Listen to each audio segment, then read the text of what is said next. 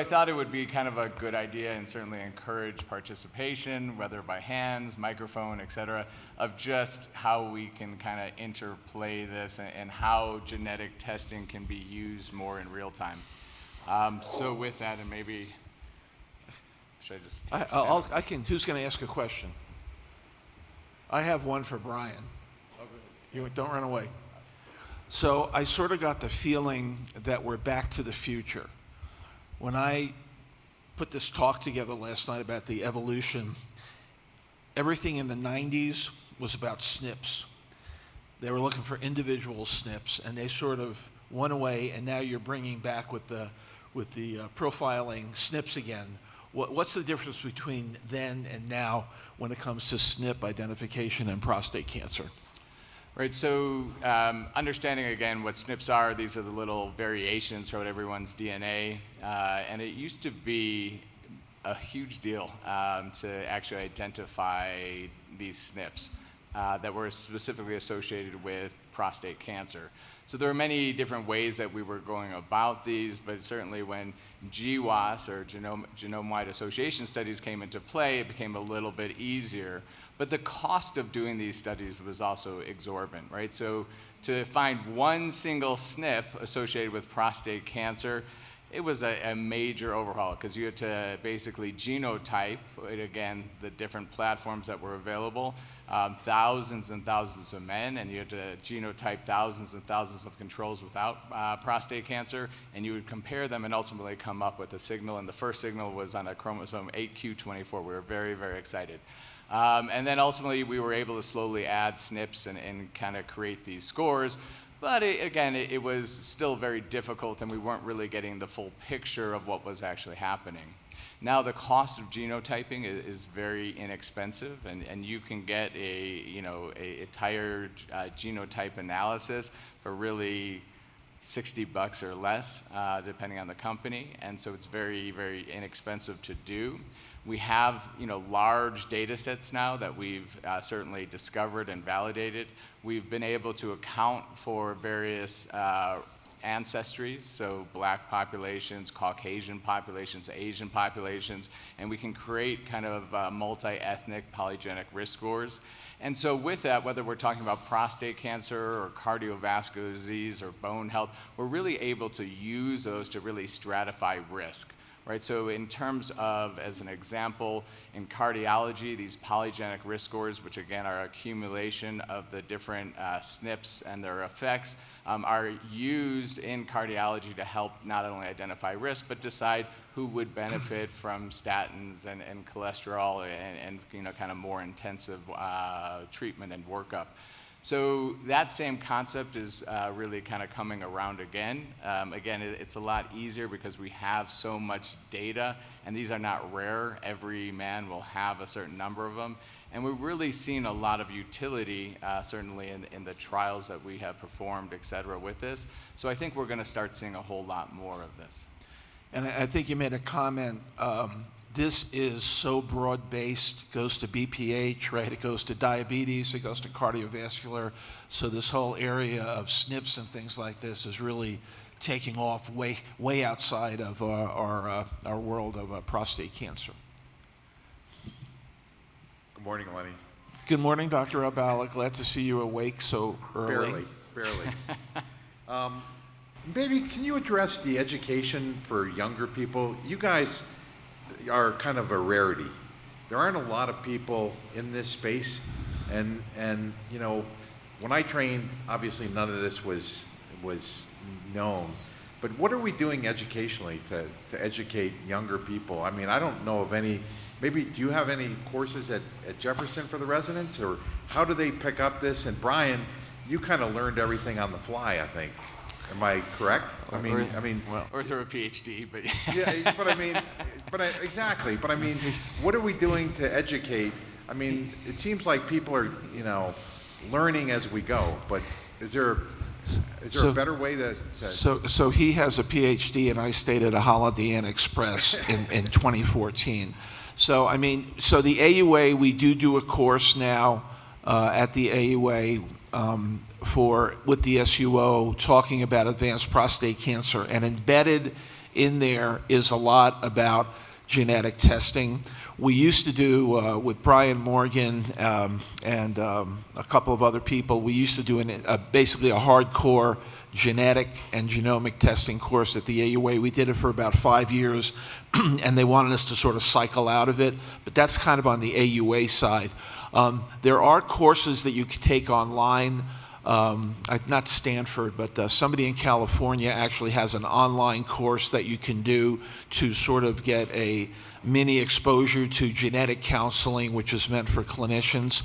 But I think, Dave, what's really happening is that molecular biology is now embedded in what the residents do every day. I mean, once we get away from the robot jockeys of the world, no offense, David, but when we back away from the robots, if you really talk to them, looking at what's going on in bladder cancer, this is this whole bucket of precision medicine. So I think we have a lot more grand rounds on that right now. Again, I think the AUA does do some things, and there are online courses, but I think, Dave, as opposed to when we trained, these were all foreign concepts. I really do believe that they're becoming into AUA updates and things like that. But I think you have a valid point. As urologists in particular, medical oncologists do genetic testing. I mean, remember, they're 10 years ahead of us with breast cancer, so the medical oncologists all do a certain level of, genetic counseling in their training, but we're needing to bring our residents up to speed, and I think we're doing okay. Brian, you want? Yeah, I mean, the other, I think, take-home point of all of this is that if you get into the real details, it can seem overwhelming. But at the end of the day, we are all comfortable with the concept of family history, right? Is to say, hey, you have a family history of prostate cancer, and I'm gonna make decisions based on that, based on screening and potential outcomes, et cetera. The genetic testing is really no different. It's just more quantified, right? So if you have a certain mutation, it says, hey, I can actually tell you what that risk is in a little bit more of a precise way. So when you start thinking about that, and you're saying, hey, all of this information is just telling me risk and prognosis, right, is to say that, yes, you may have risk, or you may have a better outcome with a certain drug or with certain treatments. That simple message is really what I always tell people to take home. Don't get so overwhelmed with, oh, is this a BRCA2? Is this ATM? Because you don't really have to know necessarily the genes. And what I'm working with a lot of the companies right now is simplify your reports, make them user-friendly for the urologist. Because again, when you start overwhelming that data on those reports, and you look at a foundation as an example, which has every gene known to, it's overwhelming. So just piece out what is relevant in our wheelhouse.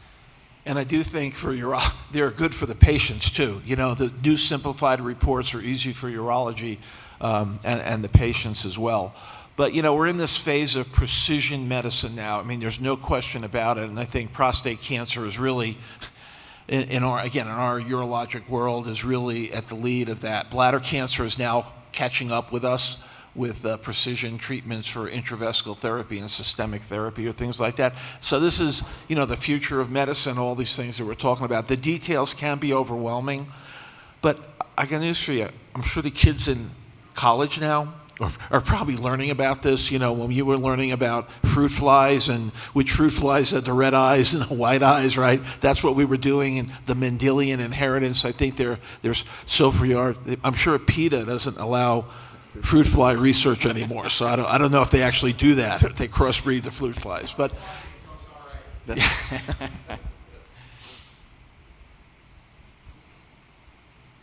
Any other questions? Otherwise, we can go through an example here. Do we have a controller? Otherwise, I'll control from here.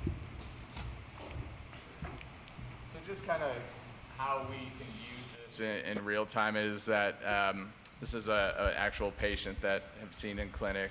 Again, we have a screening clinic, but this could be any clinic, and it's a 48-year-old Ashkenazi male who came in, and that's really his family history, right? He had a family history of prostate cancer, earlier diagnosis before age 55, still alive today, mother with early onset breast cancer, maternal aunt died of colorectal cancer, and his maternal grandmother died of pancreatic cancer.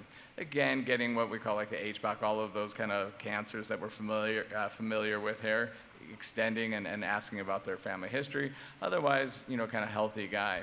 And so, Lenny, I'll ask you: is that should this patient he wants to know, is he at increased risk of prostate cancer? And currently, based on this information, what would you actually quote his risk?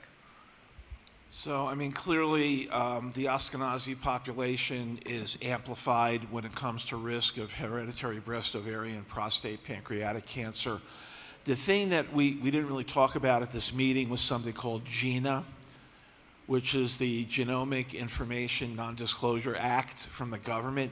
You have to be real careful. This gentleman's 48 years of age. The minute you tag him with a potential mutated BRCA2, BRCA1, whatever it might be, he can have challenges in getting long-term disability, long-term care insurance. GINA protects individuals from employment or getting health care. So you have to be careful, and this is why I throw this all over to the genetic counselors, because I'm scared that if I diagnose someone with a mutated gene and 5 years from now they can't get long-term care insurance or disability, I would feel bad. So I think this man needs a counseling. I think an alternative might just be put him on a little bit of an accelerated screening pathway before. I mean, I don't know if you would get him tested. So I would, but I always tell patients that because most of the life insurance and disability insurance companies don't ask specifically about a genetic mutation. What they do ask is his family history. And so in a horrible way, I actually counsel patients to say, if you're reapplying for life insurance, either think this, but be careful about what your family history you're actually disclosing, because just based on this family history, his rates in the long term will be will be higher. So it is one of those where, that's the evil of, if you will, of our society based on that. But from a medical standpoint, again, I think it's important to know this information. There are avenues to get this information that don't have to be actually reported in your medical records. So that's the kind of conversation that I have. And I explain exactly that GINA. So you do all this counseling yourself? You don't kick it over to a genetic counselor, you do it yourself? The original discussion I always have with the patient myself. For me, if we see positive results, I then get them over to genetic counseling for further discussion of screening and other risks. I guess I'm scarred from being in Philadelphia with so many lawyers running around that I would be scared to have that make the initial diagnosis in a 48-year-old. I mean, if he was 72 years old, I'd be less concerned. But you have a lot more ability to help this guy than the 72-year-old in terms of that. So I would, and again, it comes to the point too, is that if we follow the AUA guidelines, he's 48 years old. Should we offer him prostate cancer testing as a baseline? Again, going back to some of the discussion we had yesterday. So you would recommend this? You wouldn't just say, you're at increased risk because of the family history. Why don't we get a baseline PSA now and follow you? You would go right to getting germline testing. I would do both. I would the screening, but you would do the germline testing and screening. You wouldn't just do the screening alone. Correct. Because his father was 54, so again, there's not a discrete recommendation wherever you look, but my general rule of thumb is to say, hey, if the youngest relative was 54, if we're going to get a baseline, do it at least 10 years ahead of time. But again, that's where some of that genetics can help us say, do we actually need to do this or not? And so he does get the genetic results. He does germline testing. He ends up having an ATM pathogenic mutation, as well as an APC-VUS. So again, goes back to that conversation we were just having. There's a lot of letters here. This seems kind of confusing. What does that mean to you? So that's basically one of the classic, when you look through our classic prostate cancer, BRCA1, BRCA2, ATM in check, so it's in that pathway of increasing his risk for prostate cancer. But the bigger issue, it increases his risk for aggressive, life-threatening, metastatic prostate cancer. The VUS is, again, my fallback on the genetic counselors, because I think once a VUS gets identified, although in this guy it might not matter because he already has one pathogenic, but if it was just a VUS, you're obligated as the provider to follow the gene bank and make sure this VUS does not get converted to a known pathologic, mutation. And so in that way, so VUS are variants of unknown significance. They're kind of like blah. 90% of them end up being recategorized over time as benign. So most of them are really not relevant, but it is one of those where, yes, most of the time you don't have to personally follow this. You're gonna get updates from the genetic testing company and saying, hey, we've just recategorized this, and so just you can let the patient know to breathe now. But again, most of those are benign, but we also, at this point, once you see a pathogenic mutation, even if it was just a VUS, get them over to genetic counseling to talk about that risk. But that patient's still now looking at me and saying, well, what are the next steps here? And again, based on that, if you look at the data, it's about a 3.3-fold higher risk of prostate cancer and a equal risk of aggressive disease. So we offer him and we get a PSA. His first PSA at age 48 is 2.8. We okay with that? Yeah, so I mean, I think that's a little bit of a red flag right out of the gate, and then looking at his father being diagnosed at age 54. So, again, based on the data that we know, it should be repeated once before you act on it. But I think that this man deserves an MRI, and probably that's what I would do. So I love that you said that. That was the trick question here. So repeat, right? That's always the urology take-home point. Yeah. Repeat was 3.2, and his prostate health index, which is what we use, was 48, saying that there was about a 1 in 3 or higher chance of having prostate cancer. So I'm sorry, Brian, but you do what school are you? Are you MRI biopsy or MRI biomarker biopsy? Where do you go? Biomarker, MRI. Or biomarker first? Correct. To stratify if we should proceed with the MRI, because in prediction of having a positive MRI, the biomarker is way higher than the PSA. So the question I have is to kind of get back to Lenny's concerns about opening Pandora's box with the genetic screening, right? So you have a guy who has very high family, very high risk from the family history out of the box. He's 48. Why not just say, you're at high risk, I'm going to get a PSA. Okay, and then his PSA comes back at 2.8, which if his prostate is small, then you're going to get an MRI, and then you're going to go on to biopsy. Then you say, oh, you have prostate cancer, and then we can do all this genetic stuff. No, I didn't say, he should be screened. There's no question. If you look at all the guidelines, Ashkenazi Jewish population is listed as high, like African Americans start early, family history start early, so he would hit the box for getting the PSA, under the age of 50. Absolutely. What I'm saying is, get the PSA, get the MRI, then worry about the genetic stuff, so you don't sort of impact on his perhaps insurance issues down the line should his biopsy prove negative. And you've opened up this Pandora's box of these genetic things, which who knows what that all means. That's my question. I would follow through if it looks like he's going to end up with a prostatectomy.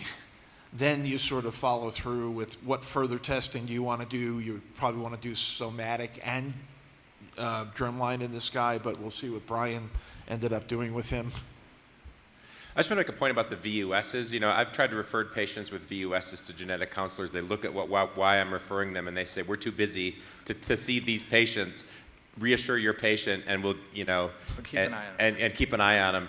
And so I think that's an important point that I've said to patients. Look, the genetic counselors don't even think you need to be seen for this. I sort of flip it around. But to our point from yesterday about how the genetics counseling world is just so overwhelmed, they're not even seeing these patients where I've worked. So a quick point about that.